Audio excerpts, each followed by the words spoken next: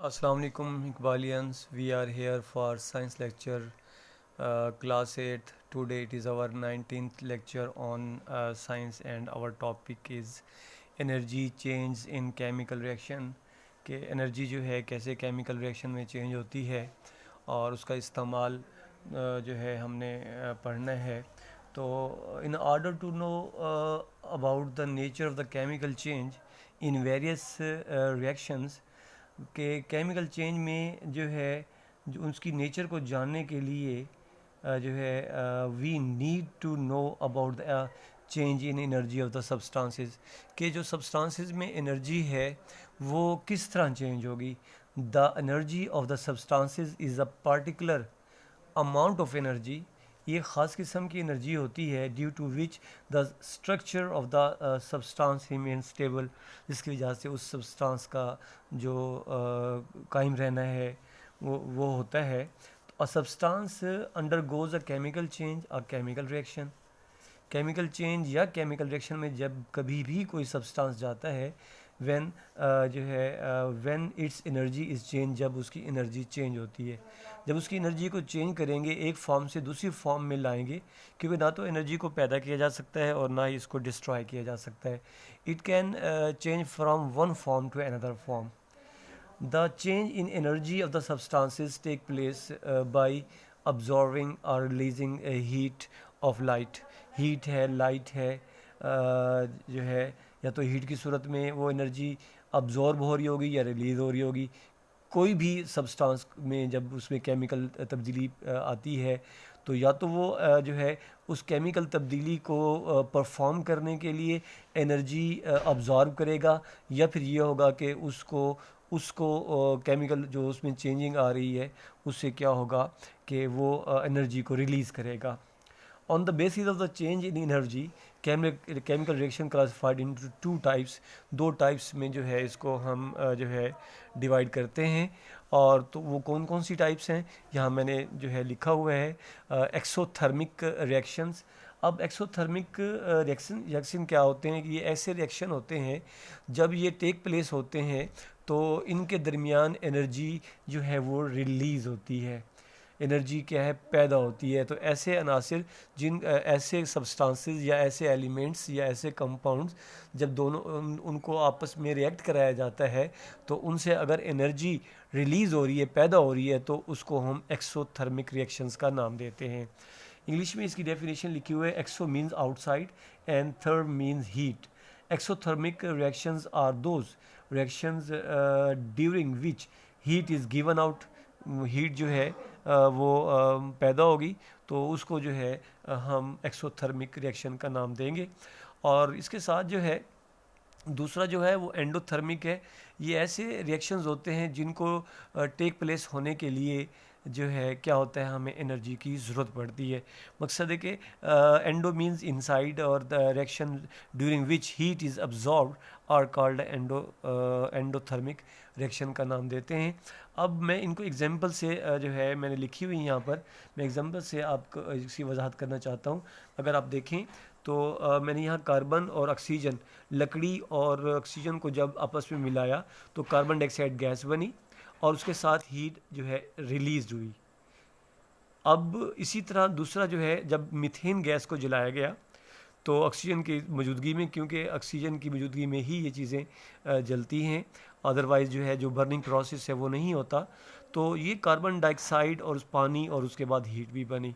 ये उसके बाद अगर आयरन और सल्फ़र को आपस में मिलाते हैं तो आयरन सल्फाइड बनता है और इसी तरह जो है इसके दरमियान भी हीट जो है वो पैदा होती है। इसी तरह अगर आप चूना जो है कैल्शियम ऑक्साइड से जो है उर्फ़ आम में चूना कहते हैं, तो उसको अगर पानी में डालते हैं तो कैल्शियम हाइड्रोक्साइड जो है बनता है। चूना जो है जो सफ़ेदी के लिए इस्तेमाल करते हैं और प्लस उससे हीट हासिल होती है। तो ये जितने भी रिएक्शन है यहाँ पर, ये जितने भी एलिमेंट्स को या कंपाउंड्स को जो है मिलाया गया है तो वहाँ जो है इसमें यहाँ पर कंपाउंड, दो कंपाउंड को मिलाया गया है, यहाँ पर एलिमेंट और एलिमेंट को मिलाया गया है, यहाँ पर कंपाउंड और एलिमेंट को मिलाया गया है, या एलिमेंट और एलिमेंट को मिलाया गया है। तो इससे जो प्रोडक्ट हासिल हुई है उसके साथ साथ हीट भी जो है वो जो है इवॉल्व हुई है या रिलीज़ हुई है। तो इसी तरह यहाँ पर कंपाउंड, दोनों कंपाउंड को आपस में मिलाया गया तो जो है ये जो कंपाउंड बना है इसको कैल्शियम हाइड्रोक्साइड कहते हैं, और ये चूना होता है और ये इससे घरों में सफ़ेदी वगैरह की जाती है। इसी तरह जो है ये जो मिसालें मैंने डिस्कस की हैं जो है वो सारी एक्सोथर्मिक हैं। एक्सोथर्मिक इट मींस के इनके इनके रिएक्शन होने से क्या है, हीट इवॉल्व होती है, हीट जो है वो रिलीज़ होती है। उसके बाद एंडोथर्मिक रिएक्शन, जो एंडो मीन्स इनसाइड, मैंने जैसे कि डेफिनेशन थोड़ी देर पहले मैंने जो है बताई आपको। The reaction during which heat is absorbed और called endothermic reaction. It means कि जैसे कैल्शियम कार्बोनेट है तो इसको अगर आप हीट देंगे तो एक तो कैल्शियम ऑक्साइड में, चूने में चेंज होगा, प्लस कार्बन डाइऑक्साइड में चेंज होगा, और इस अमल को सरंजाम देने के लिए हमें हीट की ज़रूरत पड़ेगी। इसी तरह अगर आप कैल्शियम क्लोराइड को सोडियम कार्बोनेट के साथ जो है आप मिलाते हैं तो हमारे पास जो है कैल्शियम कार्बोनेट और NaCl जो है, जो टेबल सॉल्ट होता है, और संग मार्बर ये है वजूद में आएगा। लेकिन इनको आपस में मिलाने के लिए, रिएक्ट कराने के लिए भी हमें हीट की ज़रूरत होती है। इट मीन्स कि इस रिएक्शन में हीट एब्जॉर्ब होती है। इसी तरह जब नाइट्रोजन को ऑक्साइड के साथ, ऑक्सीजन के साथ मिलाया जाता है तो भी हमें हीट की ज़रूरत पड़ती है इन दोनों को जो है आपस में रिएक्ट कराने के लिए, इन दोनों के दरमियान केमिकल रिएक्शन कराने के लिए। तो हमारे पास नाइट्रोजन जो है पर्क्स, नाइट्रोजन जो है नाइट्रेट जिसे आप कह सकते हैं, तो ये जो है हमारे पास जो है वो हासिल होती है। इसी तरह जो है अगर आप हाइड्रोजन और उसके साथ साथ जो है आप मिलाते हैं ये नाइट्रिक ऑक्साइड जो है ये हमारे पास हासिल होगा, तो ये है NO2 आएगा यहाँ पर। तो जो है तो ये Na2 गैस की हालत में नाइट्रोजन जो है नाइट्रिक ऑक्साइड इसको हम कहते हैं। तो नाइट्रिक ऑक्साइड जो है ये मर्ज़ वजूद में आएगा। लेकिन नाइट्रोजन और ऑक्सीजन को मिलाने से जब इनका जो केमिकल दरमियान केमिकल रिएक्शन कराएंगे तो हीट की ज़रूरत पड़ेगी। अब हीट के बगैर ये आपस में इनका केमिकल रिएक्शन नहीं होगा और उससे ये हमारे पास नाइट्रोजन ऑक्साइड बनेगी।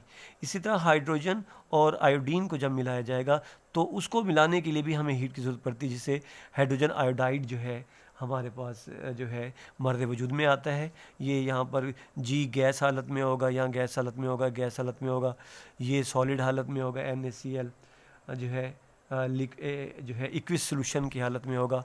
मकसद है कि सोल्यूशन की हालत में होगा, इक्विस सोल्यूशन की हालत में होगा, और ये हमारे पास सॉलिड की हालत में होगा। ये हमारे पास सॉलिड की हालत में, इसी तरह ये हमारे पास सॉलिड की हालत में और ये गैस की हालत में होगा।